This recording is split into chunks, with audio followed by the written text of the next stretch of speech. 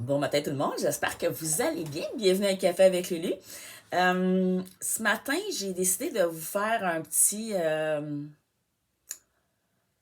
petite capsule, mais digne de ce nom.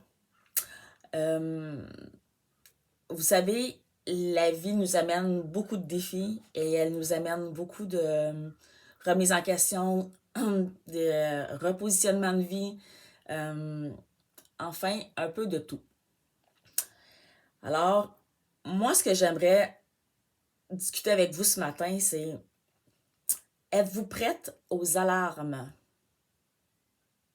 Les alarmes. Vous allez me dire, système d'alarme, euh, alarme de voiture, alarme de... Excusez, vous savez, oui, effectivement, c'est vrai. Je vais être plus précise dans mon alarme. Est-ce que vous êtes capable de détecter une personne qui est en souffrance physique ou psychologique? C'est l'alarme que j'ai envie de vous parler ce matin parce que c'est pas rien de banal, c'est quelque chose qui est très, très, très important. Et compte tenu du peu et du manque de ressources que les gens possèdent pour être capables de reprendre une vie ou à tout le moins d'essayer d'aller chercher une nouvelle vie, c'est pas évident. Donc,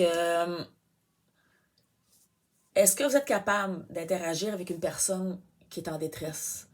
Est-ce que vous êtes en mesure d'aider une personne qui est en détresse?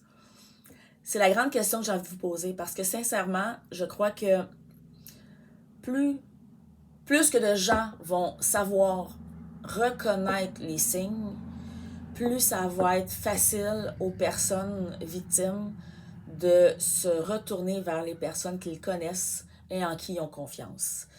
Donc, moi, c'est un peu ce que j'ai envie de vous partager.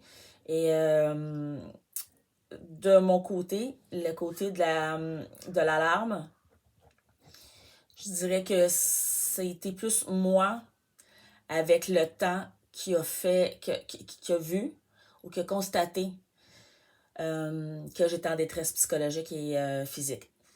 Mais parce que là, j'étais à l'écoute des signes qui m'étaient présentés. Par contre, je dois dire qu'à un moment donné, dans mon processus et mon parcours, j'ai une personne qui m'avait levé un red flag. Et c'est pas comme ça que je l'avais vu. Mais j'aurais dû écouter cette personne-là parce que la personne, elle était une personne proche de moi, une personne qui me connaissait très bien, mais j'étais pas prête à entendre la vérité de ce que j'entendais. Donc ça aussi, c'est un signe et c'est une alarme. Euh, c'est triste à dire, mais plus souvent qu'autrement, des gens qui nous connaissent ou qui sont très, très, très liés à nous euh, sont plus aptes à comprendre ce qui se passe autour de nous que nous-mêmes. Et ça, c'est pas banal, puis ça, il faut savoir reconnaître la viabilité de ça. Euh, c'est sûr qu'il ne faut pas penser que on, on doit laisser notre avenir entre les mains de tout le monde. C'est pas ce que j'essaie de dire, mais en même temps, je dirais que trouvez vos personnes de confiance dans votre environnement. Faites en sorte que vous avez vraiment les bonnes ressources pour vous aider en tout temps. Bon, mon chat. Alors, plus on est capable de se bâtir un réseau de solidité, de confiance autour de nous, plus les processus de défis vont être faciles à relever parce que vous vous sentirez jamais toute seule. Vous allez savoir, vous avez des personnes sur qui compter et des personnes qui vous jugeront pas. Parce que veut pas, c'est sûr que c'est une lourde tâche pour une personne d'accompagner quelqu'un qui vit de la violence physique et psychologique. Pour l'avoir vécu et avoir soutenu une personne dans cette situation-là, je peux vous en parler de long en large. Mais il en reste quand même pas moins que chaque personne a son chemin à faire, que chaque personne a ses décisions à prendre. Et malheureusement, même si vous êtes une personne ressource, c'est pas vous qui va avoir à prendre une décision. Vous pouvez juste accompagner la personne à sa décision, mais vous ne pouvez pas prendre sa place pour faire les gestes, les moves, les actions. Donc, c'est ça. Mais sachez reconnaître les signes des personnes qui sont physiquement et mentalement atteints. Soyez réceptifs, soyez présents et non pas juste là, sans être là.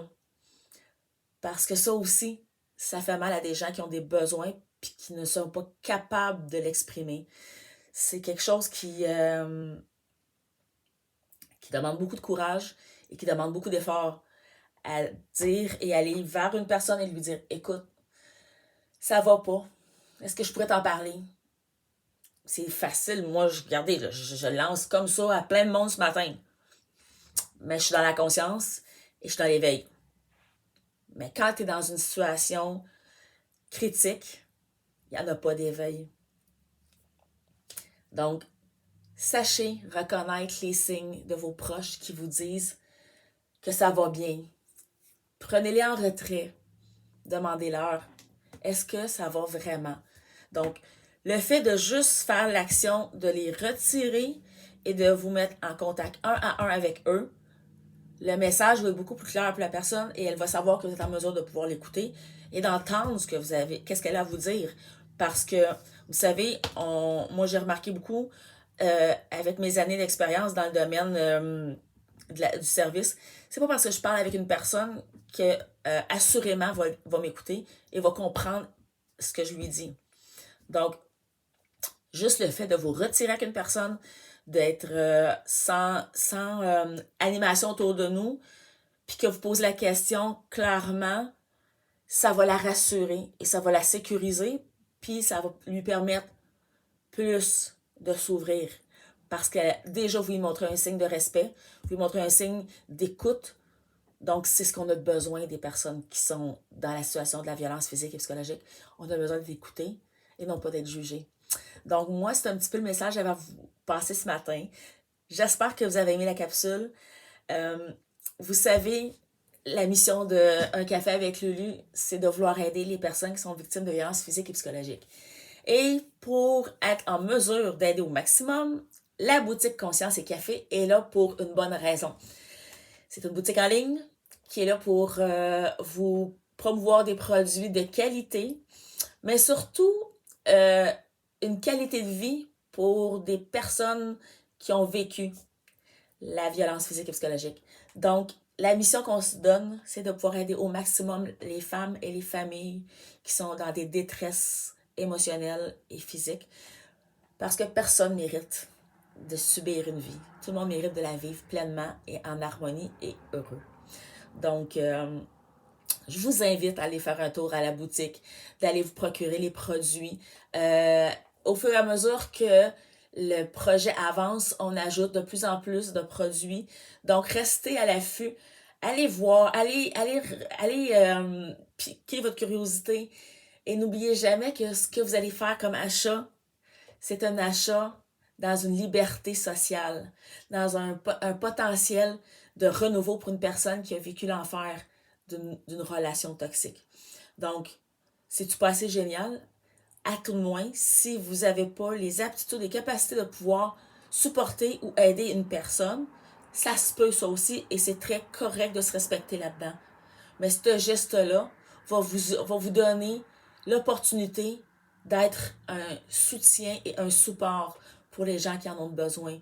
Que vous les connaissiez ou que les connaissiez pas, c'est pas ça l'important. C'est de savoir qu'on est capable d'aider des gens qui sont vraiment dans une situation terrible et qui souhaitent seulement reprendre une vie normale. Donc, tout achat que vous faites, les profits sont vraiment mis à 100% pour aider les femmes victimes de violences physiques et psychologiques. Donc, enrichir la vie des gens, ça aussi, c'est valorisant, puis c'est un geste humanitaire honorable.